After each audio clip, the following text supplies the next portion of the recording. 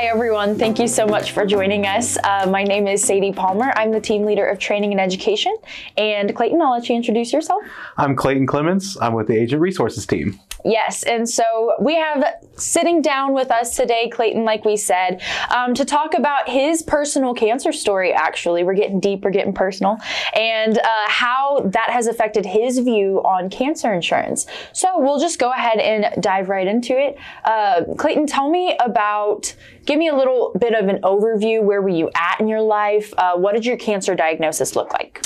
Yeah, so I was 27 at the time when I got diagnosed. I was working a manual labor job and I found my back started to hurt, which seems pretty normal because I was working manual labor. Sure. But it ended up being, we did a few scans, did some tests, found out that it was actually cancer.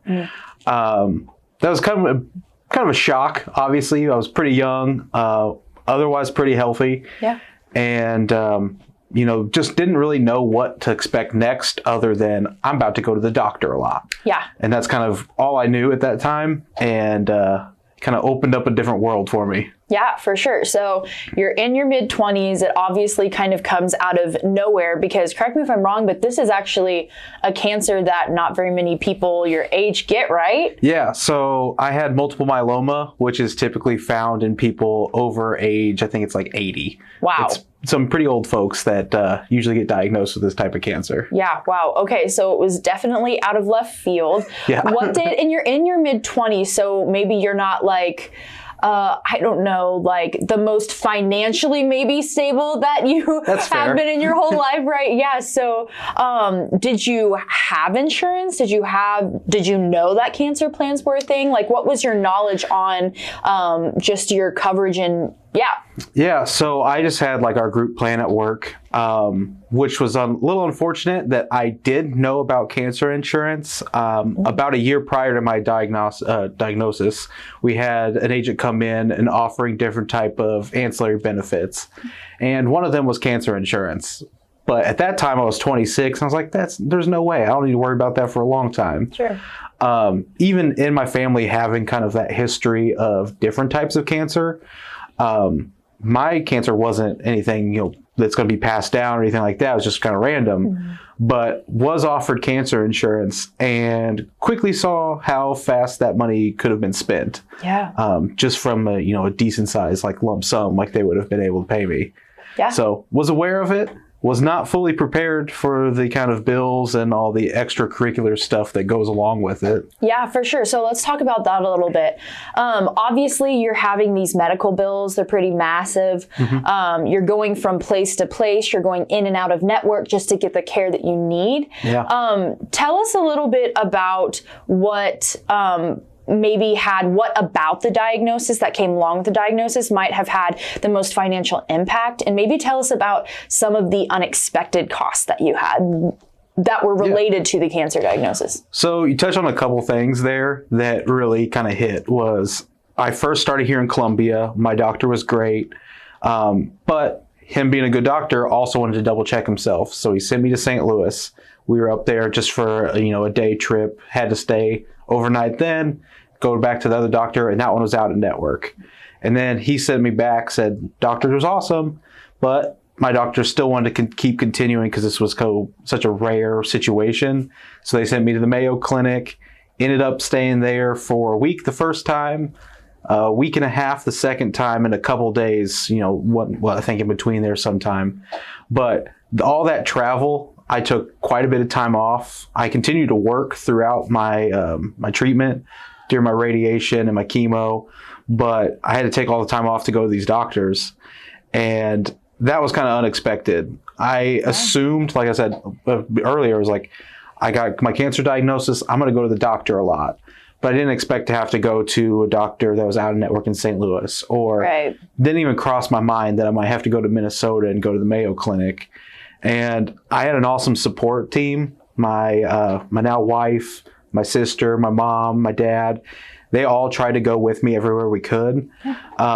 So we had usually ended up staying at like an Airbnb or a hotel for the time we were there.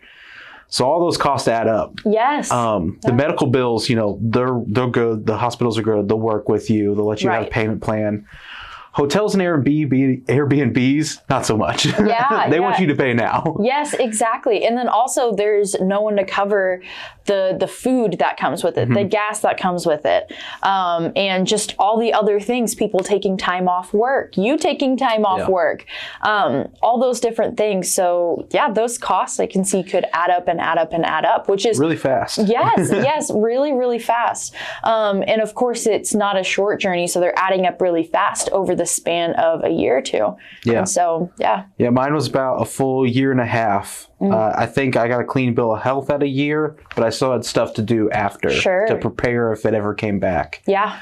And something that kind of hit for us a little different too was some of those medical bills would come in and they wouldn't be approved by insurance yet. I had one medication that I got for treatment that was after I had my cancer diagnosis that wasn't approved, and they wanted me to pay $36,000 for it. Wow.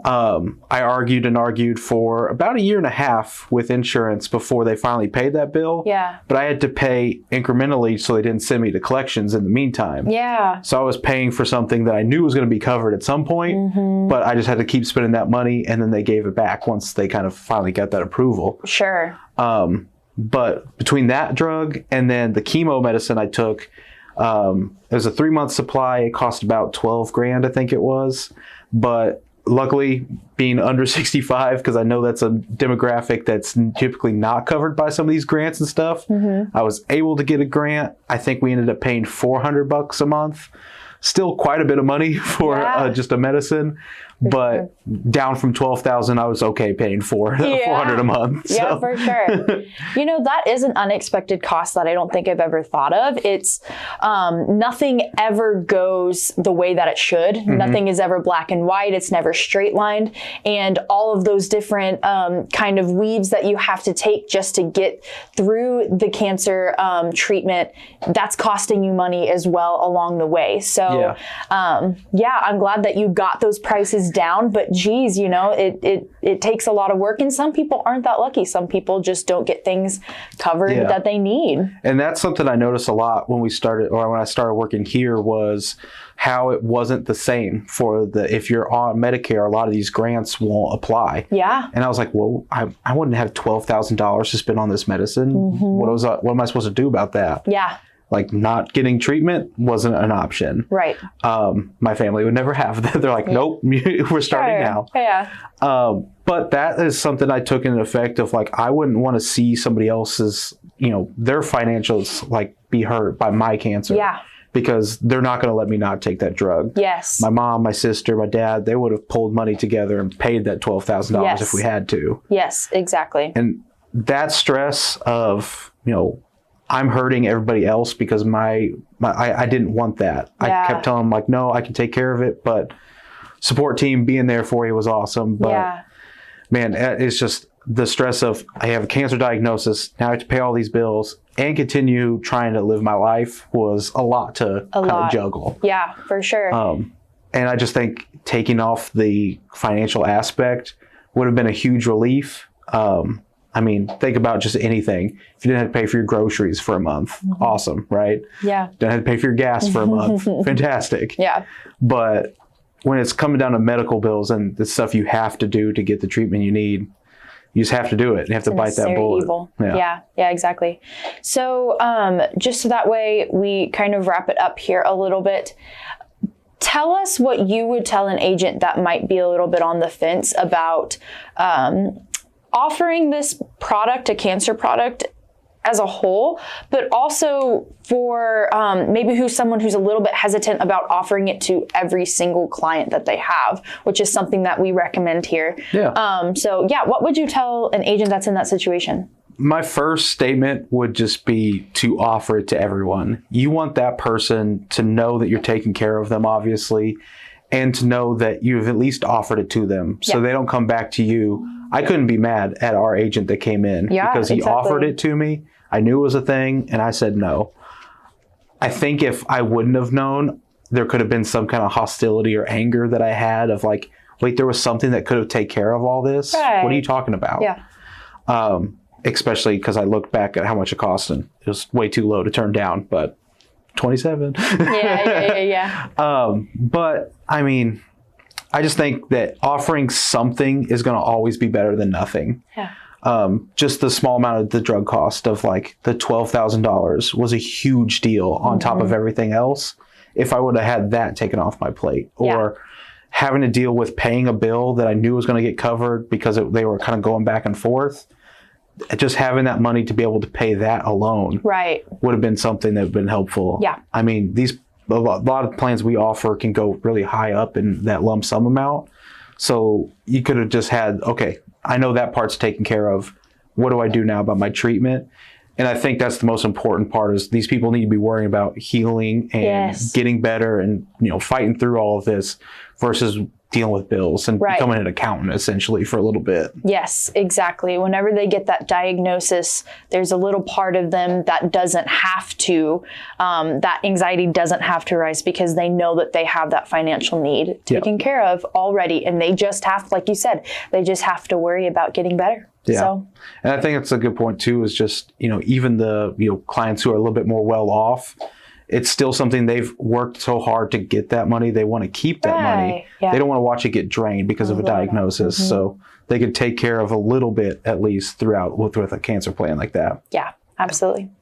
Well, Clayton, thank you so much for sharing your story. I know we only, that's just the very tip of the iceberg of the whole experience for sure. But thanks for being vulnerable and sitting down and kind of sharing some of your wisdom from your experience with our agents here. So thank you so much for joining us on this video. If you have any questions or want more information, feel free to call us at 800-689-2800. Thank you.